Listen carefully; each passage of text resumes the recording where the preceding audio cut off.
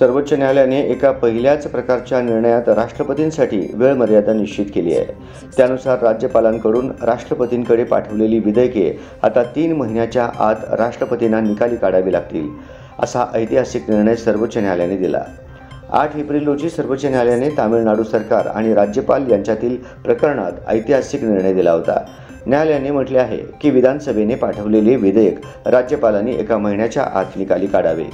या निर्णयादरम्यान न्यायालयाने राज्यपालांकडून राष्ट्रपतींकडे पाठवलेल्या विधेयकांबाबतही भूमिका स्पष्ट केली। हा आदेश 11 एप्रिल रोजी सार्वजनिक करण्यात आला।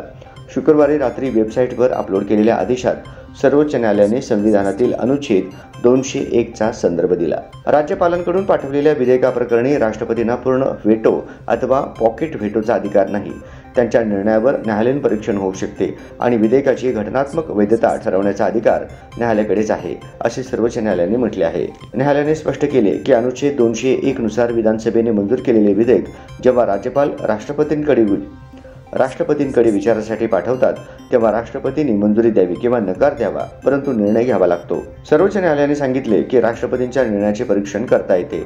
विशेषतः जर केंद्र सरकारच्या इच्छेप्रमाणे निर्णय घेण्यात आला असेल तर न्यायालय तो निर्णय मनमानी अथवा दुर्भावनापूर्ण आहे का हे तपासू शकते।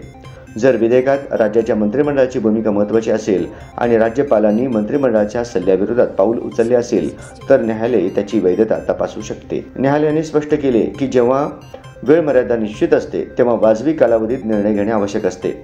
राष्ट्रपतींनी विधेयक प्राप्त झाल्यापासून 3 महिन्यात निर्णय घ्यावा लागेल। जर विलंब झाला तर त्यामागची कारणे राज्याला सांगावी लागतील। न्यायालयाने स्पष्ट केले की जर राष्ट्रपती विधेयक परत पाठवतात आणि विधानसभा ते पुन्हा मंजूर करते तर राष्ट्रपतींना अंतिम निर्णय घ्यावाच लागेल।